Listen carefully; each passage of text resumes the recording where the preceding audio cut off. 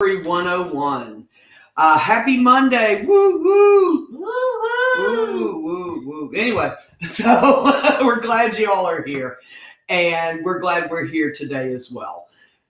One thing I want to start that I always try to start out with is the information about our warm line.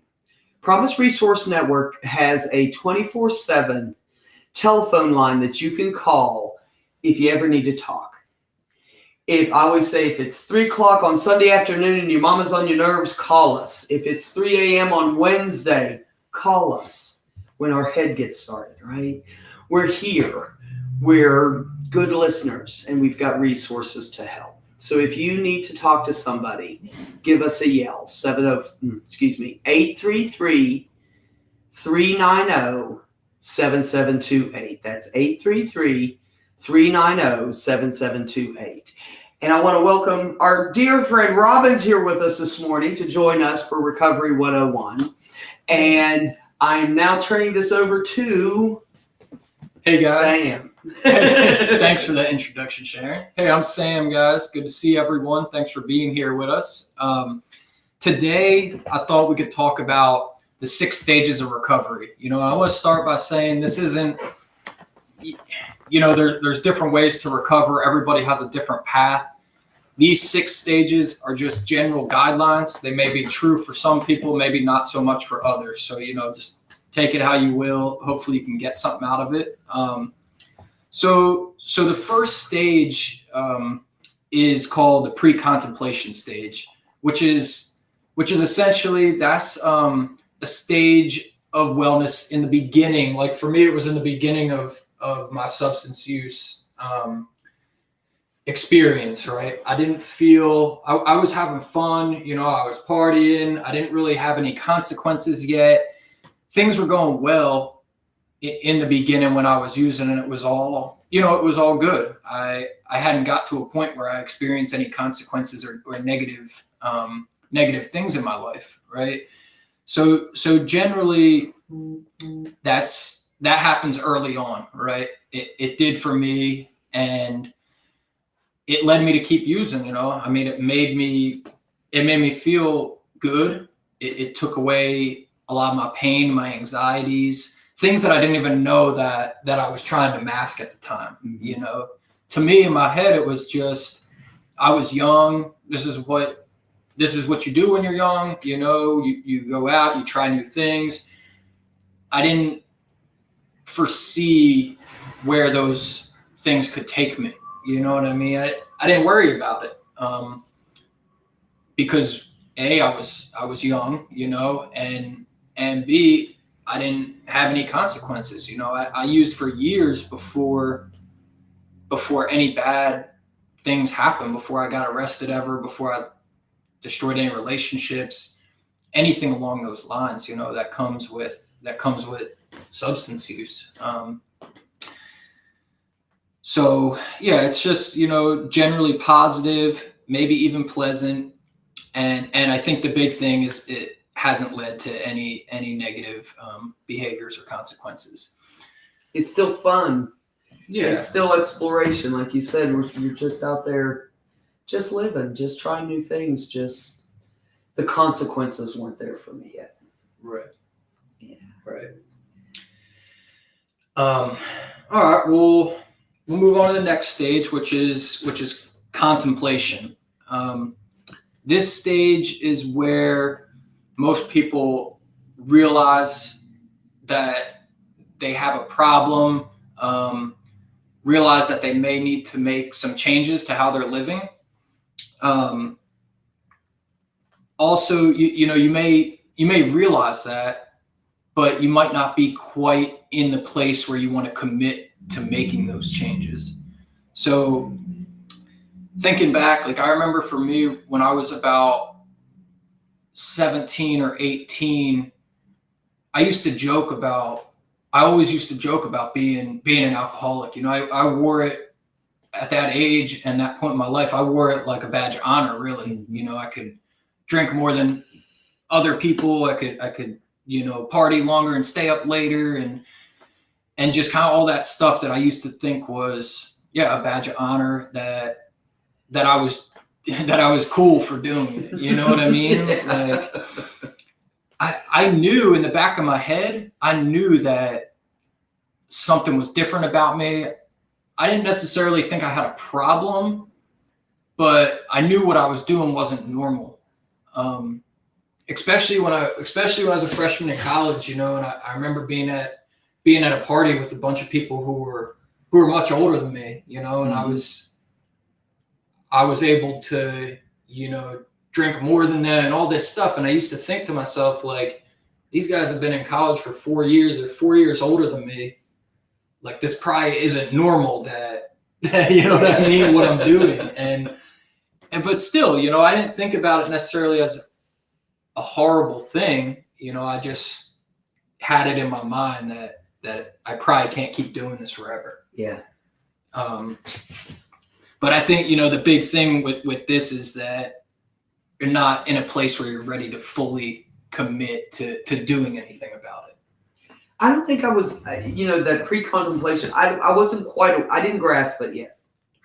You know, I knew that probably this wasn't really cool, you know, getting arrested, staying out all night, ending up places I didn't want to be, but it just wasn't quite as painful as it needed to be yet, I guess. I wasn't aware that everybody didn't do this. I don't know, it seemed like everybody I ran with did this, Right. you know. When I was in college, we all drank the same, and the Yeah. boys drank even more. And I didn't really think I had a problem. I grew up in a household where my mother was making a martini at 5 o'clock. And, you know, I'm so much older than you that things were not really understood at that time. Alcoholism was not understood at all. The Betty Ford Center hadn't come out yet. And so my parents or other people just didn't understand that I was really drinking too much. And I waited, and it hit me in my 30s. But I couldn't commit to it. I had to be thrown into a treatment center. Yeah, and that's a good point. You know, like nowadays, I mean, every day we're learning more and more about, you know, the substance use, getting clean. You know, just it's a good thing, right? I mean, because for a long time, because my family was the same way. You know, every night pouring drinks. And watching that growing up, I thought the same, like, this is what everybody does. Yeah. Right. You know, so, but yeah. We got Erin in the house. She says, substances were just ways to enhance fun. Thinking back to being 16, trying substances for the first time at a party, I had no idea where that one taste was going to lead me. We got Roberta in the house. Hey, Nikki. Good deal. And Kim's in the house. Hey, everybody. So everybody's kind of relating to that, you know, still, it ain't gone to shit yet. I think that speaks a lot, too, because I know it was, for me in the beginning, like when I first started trying to make changes, I always think back to those times when I was still having fun. Yeah. And I kept lying to myself, saying, I'm still there. You know, I still do have fun. You know Yeah. what I mean? Yeah. It kept me going. I couldn't, you know, what kept screwing me up was Friday. I like on Monday or Tuesday, I think, okay, something's got to give here. But then I'd think, well, there's a weekend this weekend. I can't quit drinking now. There's a Friday coming. How am I gonna regulate that? That won't work. So having that inkling. Yeah. Just an inkling that maybe this isn't this maybe isn't the solution for me that I think it is. Right. But to be perfectly honest, prior to that, that was my only solution to the pain and the loneliness and the fear and all that stuff. That was my only coping skill to grab a hold of, you know, and I hated to give it up because it's all I knew, really, you know. Yeah, and it's the same for me, and for me, it worked for years. You know, like we said in the first stage. I mean, it was my only coping skill for sure, and the only thing I knew, and up until that point, it was going pretty good. Yeah. You know? Like, who messed it up? What happened? What happened? The hell happened? It was going so good for us. The fun only lasts for so long. Well, the next stage is preparation, right? So you got pre-contemplation, contemplation, and now we're at preparation. So preparation is the stage when you're committed to making that change. You know, you're ready to do something about it. You know, in contemplation, you realize that you might need to make a change, and now you're at the next step where you're ready to take action. That could look different for a lot of people. For me, I was in this stage for a long time. I feel like probably for 6 or 7 years, and I tried a ton of different things. You know, I think going to a detox or going to a rehab was pretty scary to me, and it was a huge commitment. Like I felt like if I do this, I'm really done. Yeah. You know, and so I tried everything else besides that, like switching, you know, from this to that, giving this up, you know, only using on, you know, the weekends or whatever, you know, which never really worked out. But you When know. Wednesday begins your weekend, you know there's a trouble. Yeah. There's a problem. Well, my problem was, you know, there was football on Monday, you know, Yeah. Thursday, Saturday, Sunday, you know, so it was like every day. Darts was on Tuesday, so all these things that I was like, well, I can't not drink tonight. Uh-huh. Like, Yeah. you know, I go play darts, I go play cornhole or Yeah. whatever, you know. You know, when I realized that I needed help, and my parents realized, I remember I was with my mother, and she opened up a great bottle of wine, and in honor of me going to treatment. No, we don't have a problem. No, this isn't a family disease at all. And I remember that, and we talked about how I was going to learn to drink like a lady. Ah. And so that was back in 1988. Yeah, back in 1988. And they weren't so hard on you at the treatment centers like they are now. So at any rate, you know what happened. I went to a place that said I could never drink. Yeah. So, all right. So preparation, you know, that's you're ready to take action, ready to make a commitment to change your life around, and the next stage is action. So I think we kind of blurred these two stages a little bit, but action is just like it sounds. I mean, that's when you're ready to do something about it. For me, that was going to detox. Mhm. You know, it was finally, after I tried all this other stuff, it was finally accepting the fact that it was all or nothing. You know, at least in my mind, that's how it was. Mhm. I hung on to the fact that, you know, I wanted to just smoke or just drink or just do this because it was too scary and too much for me to think about what would I do if I didn't use any substances. Seriously, you know, how would I make friends? How would I meet girls? How would I, you know what I mean? How would I have a social life? What does that look like? Yeah. Right. So that's, you know, so that's what action is. That first step that you go and seek help, you know, and it could look a lot different for everyone. I mean, it could be walking into that first meeting, you know, not everybody goes to detox or treatment. Or, you know, it could be going to the doctor and getting medication, you know, I mean, whatever that may be, it's that initial action that you take to start creating that change in your life.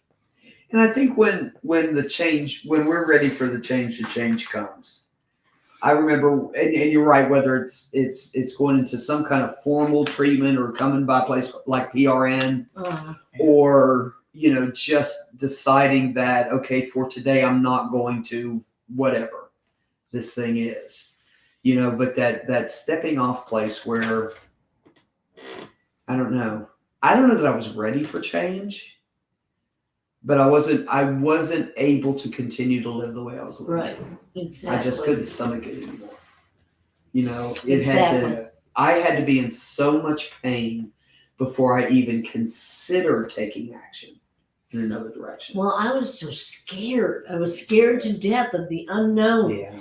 And what does it mean? And that's what I was. I was just full of all kinds of fears, not even knowing what it was. That's the problem. I didn't know what was going to go on. Yeah. And so it is a big step. And yeah, I was at the bottom, like Sharon says, no friends. Everything was going wrong. And my family relationships were sucking. And so, yep, that kind of pushes you into it. Yeah.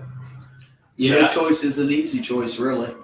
And it's like you said, Rob, it's like the fear of the unknown. I feel like I hear that a lot in recovery and in groups, and it's the truth. I mean, for me, I was scared as hell too. I mean, I just didn't know how I was going to live without using. Right.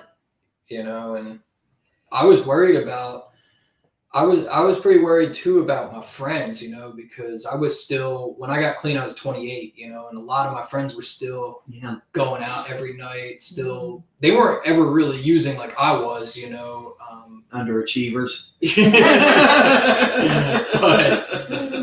but you know what I mean? Like, even though they went out every night, I could still, in my mind, knew that there was a difference. But I was afraid of losing, my friends, and it was that simple for me. But we were used to it. Yeah. I mean, you're used to that kind of lifestyle that, when we say I fear the future, what if I quit drinking and begin a program and begin a lifestyle of recovery, I don't know what that'll bring. Well, I never knew what the night would bring as soon as I picked up a drink. Right. I mean, it was a mystery. I didn't know where I was going to end up, who I was going to end up with, what I was going to end up doing. All that was a mystery.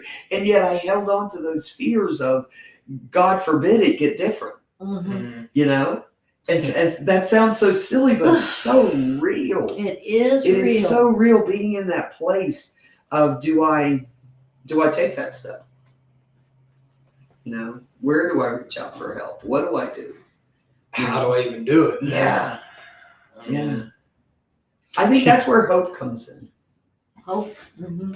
Yeah. And detoxes at least keep you for 5 days, so you can kind of sort out your thoughts, whatever that means. And so I think they're also very good. Yeah. They locked me up for 28 days. I didn't realize I could leave, which was a good thing. They neglected to say, Sharon, this is voluntary. You can go anytime you want, because my ass has been out of there, I know. And I consider that a significant higher power thing. Yeah. Because if I had known, I don't know that I would have done it. I don't know that I would have made it all the way through. Absolutely. Mine was 28 days too. I didn't know I was going away for that long. Yeah. I had things to do. Uh-huh. I remember I was running a group home at the time, and I gathered my staff together and I said, listen, I've got a little bit of an issue here and I need to go away for 28 days. And I'm thinking, okay, we've got to get this ready and that ready. And they're all like, yeah, good, go.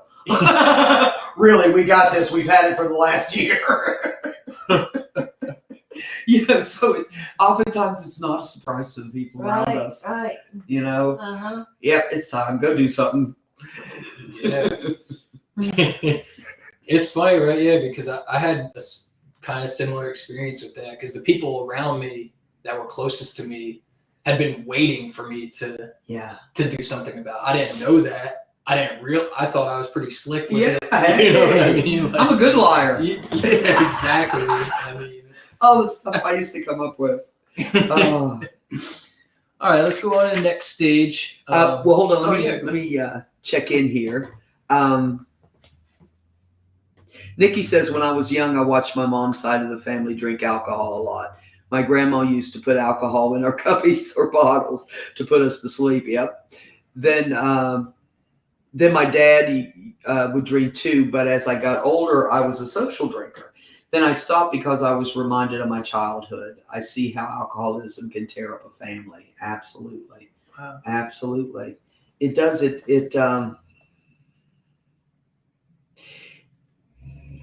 It creates disconnect, because my experience was when I was in the throes of it, I was so afraid of the world and my feelings things. If I start crying, will I ever stop? If I start raging, will I ever stop?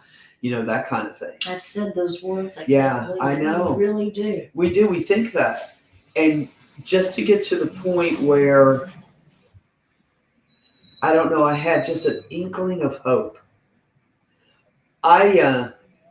It's just amazing when you look back and how all just these, okay, I was there and then I was there and then I was there, and how it all makes sense now that we're on the other side of it. Right. Okay, yeah, that does make sense that I was afraid. That does make sense that I became ready because of the pain. I happened to move into a house with a friend of mine I was working with when I was, that I used to party with. I thought, oh, hell yeah, here we go. Well, she got sober, like right before I moved in, and I was so pissed off because I was like, well, here goes our plan, right? So, and when I moved in, I told her, I said, I'll clean my room, I'll pay the rent, I'll mind the rules, but don't talk any of that AA bullshit to me. Huh. And she didn't. Mm-hmm. She didn't say one word about a meeting. She never announced that she was going to a meeting. None of that shit, right? But when I hit my bottom, when the earth just disappeared below me, I knew where to go because she was happy. Mm-hmm. That's what attracted me. That's hope. The happiness of recovery. Yeah. See, because I couldn't deny that. I had all kinds of arguments against AA and treatment and detox and religion and all. I had all my arguments set up, but there she stood being all happy and shit. And I'm like, well, I can't argue with that. Right. That's what I wanted. That's Right. what I wanted. I wanted that change. I wanted something different. And it Yeah. does take a little work, Ah, It's simple but not easy. But once you start feeling that happiness and waking up in the morning thinking, oh, it's another day, it's just incredible. It's a miracle. yeah, it is. Has It is. transpired. Mm-hmm. All right, so let's see. So step 5 or stage 5 is maintenance. So I'm gonna just read a little bit what this says. It takes time and effort to sustain any change. In the maintenance stage, a person begins to adapt to their new substance-free lifestyle or their new lifestyle. As they build momentum, reverting to old habits gradually becomes less of a threat. So to me, I guess that was, that's early recovery, right? Mhm. You first get clean, for me, that was getting out of treatment. In treatment, I was in a bubble. I was safe. I knew, it wasn't gonna use because I couldn't. Yeah. When I got out, I decided that I was going to go to a sober living house, right? And we had rules, but we had freedom. Yeah. And in the beginning, that was kind of overwhelming. The first couple of weeks, maybe the first even couple months, when I was allowed to get on the bus and go to the gym, or I was allowed to go downtown, and there's bars everywhere. There's, I had my wallet, I had full access to my money. I could do whatever I wanted. It was scary. I went everywhere with one of the other guys in my house, and, sometimes more than one other person. Yeah. We would, if we went out, we didn't go to bars to eat. That, for me, I didn't want to put myself in that situation. Yeah. Some people did, but I just knew for myself I couldn't, So I would go find restaurants that didn't serve alcohol. Mm-hmm. Yeah.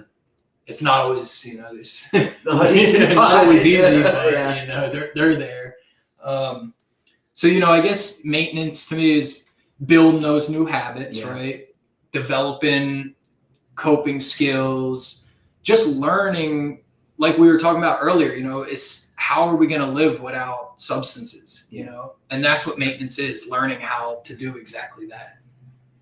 Building that life, creating, like you said, those new habits, those new regiments, those things that I do when I get up in the morning. I do this, and this, because when I do this, and this, I get an end result that I like. Mm-hmm.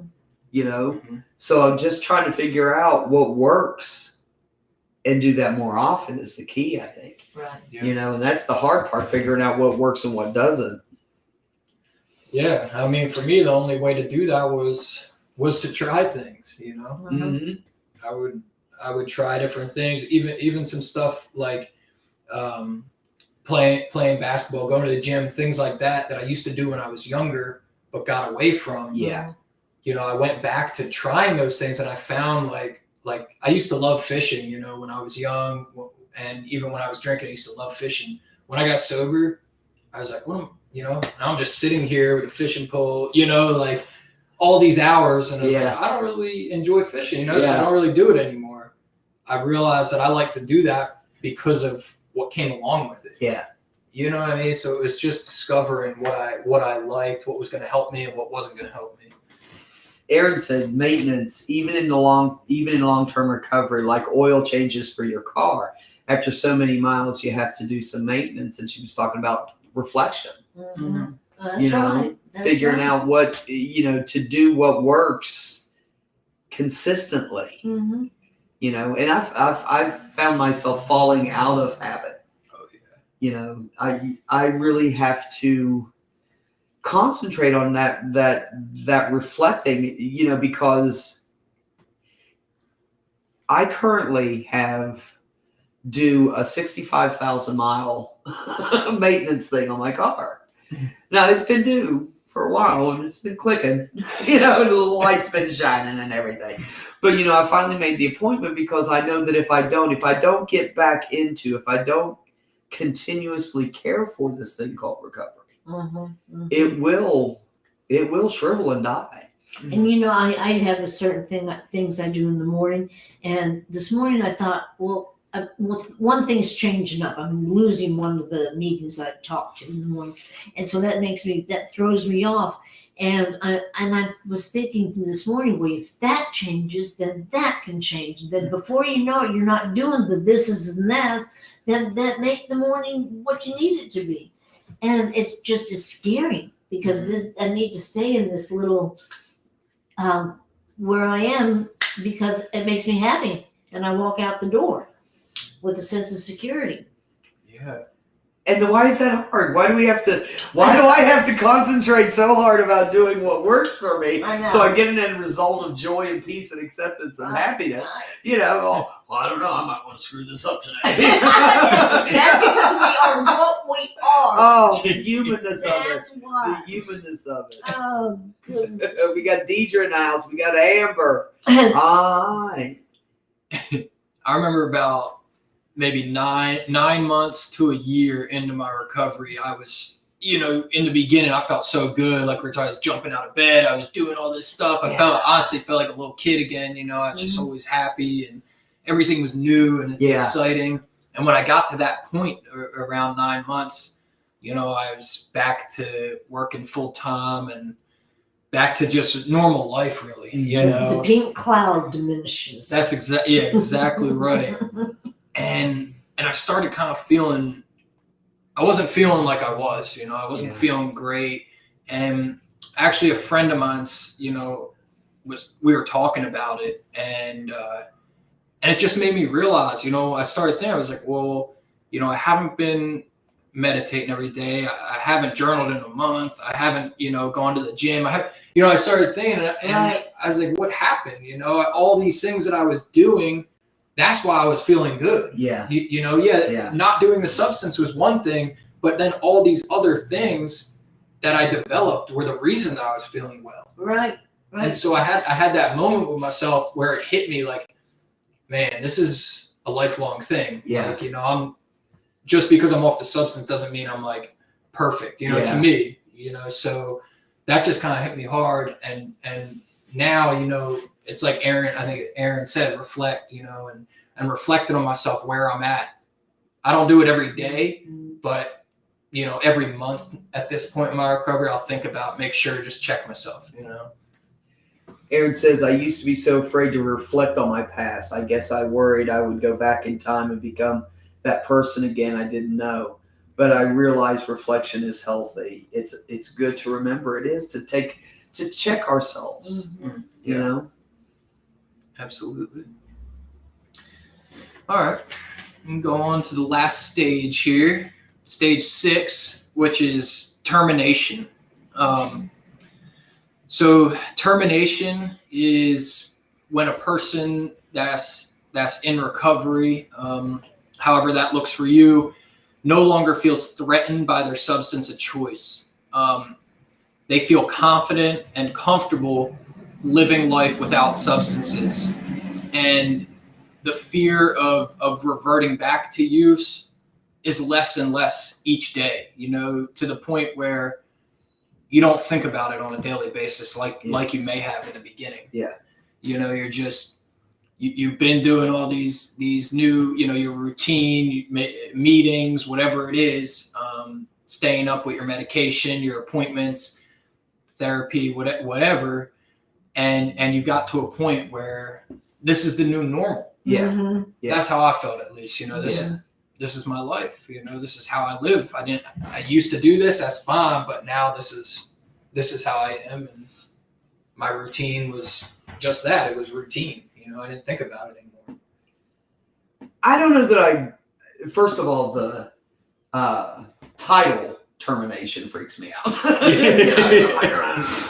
But I think it's then that we revert back to the beginning again, if we choose. Because I've got to that place where I do have some skills. I've got some coping skills. I've got some tools at my ready.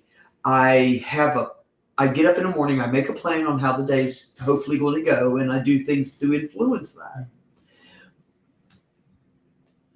But I find myself at the more place again. I want more. I want deeper. I'm pre-contemplating.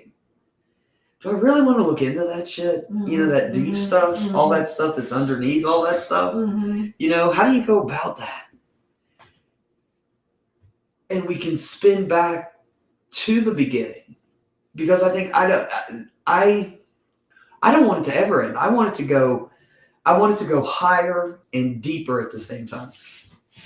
And I think that if we rest on our laurels, it can be dangerous, because I have slipped throughout my recovery several times, slipped back into a space that I'm not paying attention to my world. I'm not paying attention to those maintenance activities, that keep me in check. I'm not hanging out with my friends that I used to, who know me, that'll call me on my shit, right?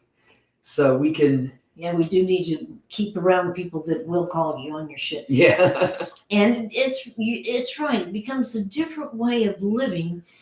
Your friends, your activities, the way you think, and it does need daily maintenance. I don't know why we can't just plug in and say, "It's over.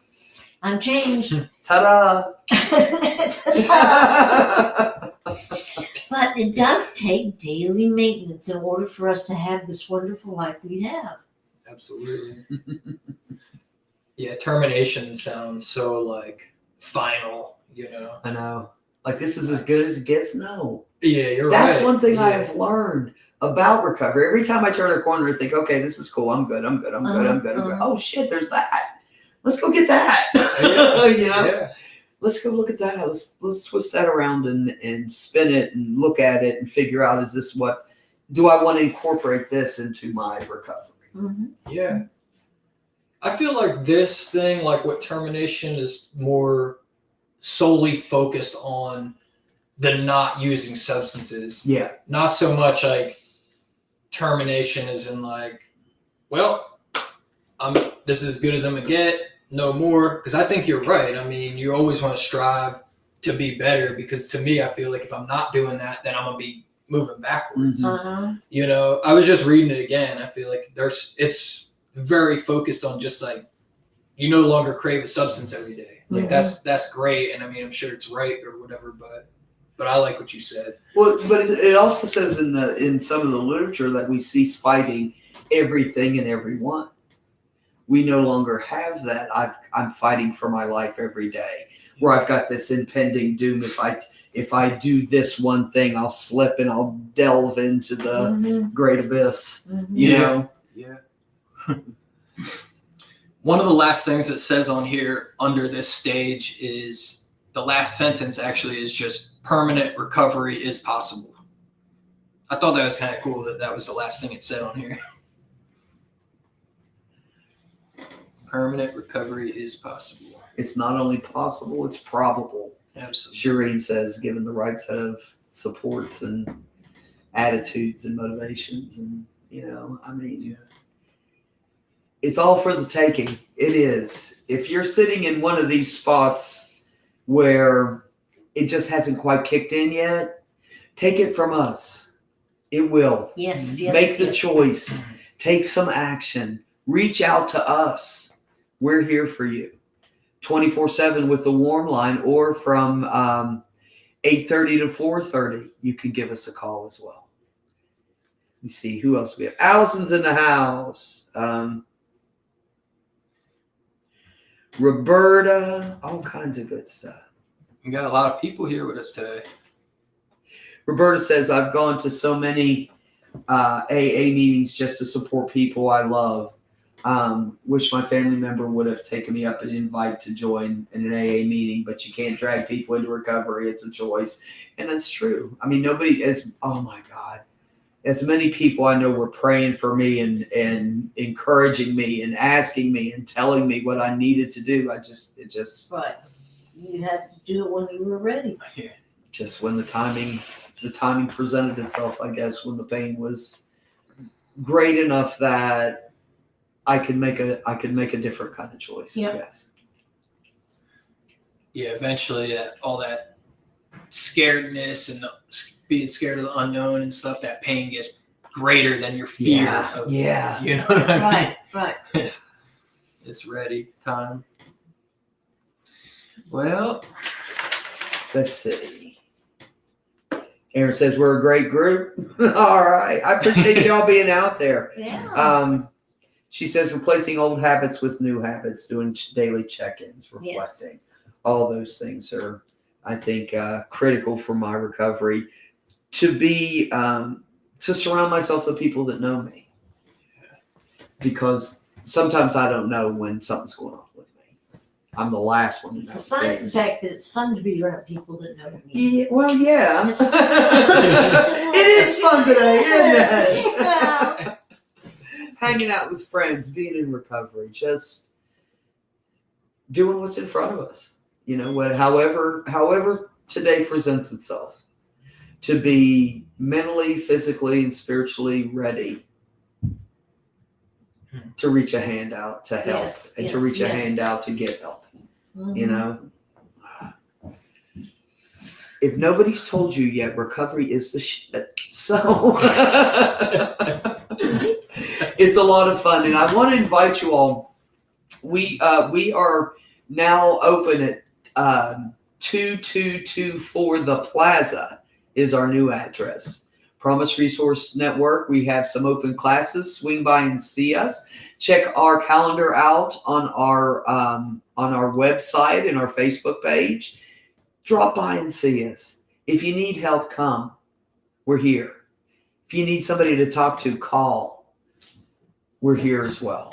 Let me see if we got any recovery rocks.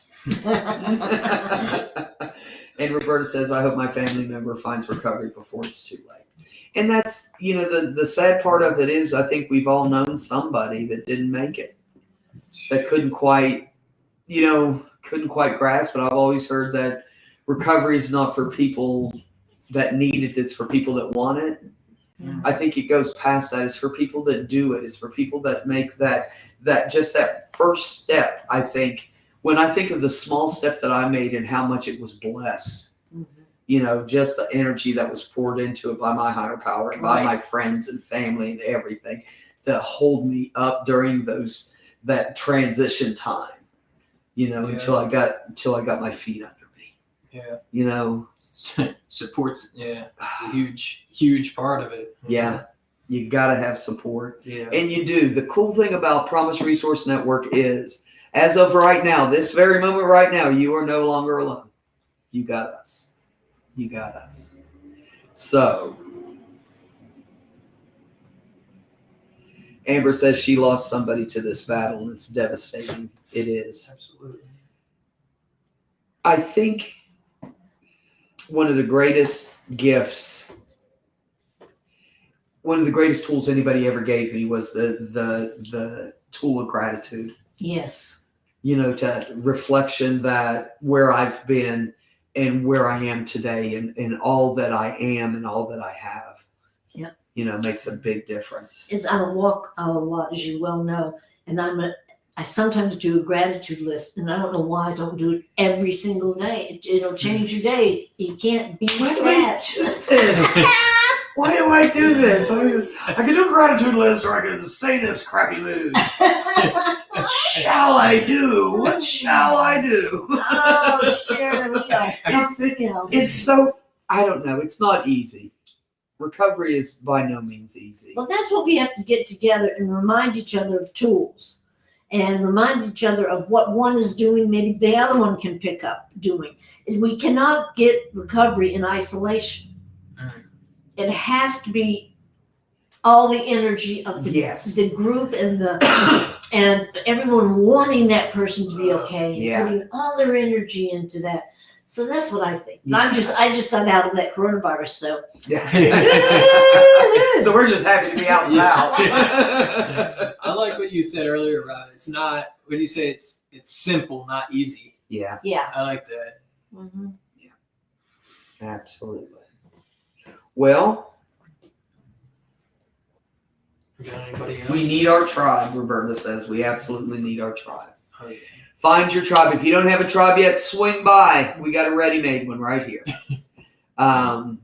Promise Resource Network is full of staff and friends and family that come by that are all just striving to do something a little bit easier today. I don't want to fight as hard as I used to. I've grown lazy in my old age, and it's funny because they talk about the easier, softer way. And I know that as hard as I fought pre-recovery, as hard as I sometimes have to fight to keep my attitude in check, to keep my spirit full, it's nothing like I used to have to fight. Yeah. You know, this really is a hell of a sight easier than the other way. Yeah. All right. Roberta says she misses us. We miss you too, Roberta. We are going to shut it down. Remember, if you need to talk to somebody, call our warm line, 833-390-7728. 833-390-7728. Want to thank you all for being out there today. This was a great class. Thanks, Sam. Thanks, Robin, for being here. And we will check you out next week. See you guys. Thanks for being here. Bye. Take care.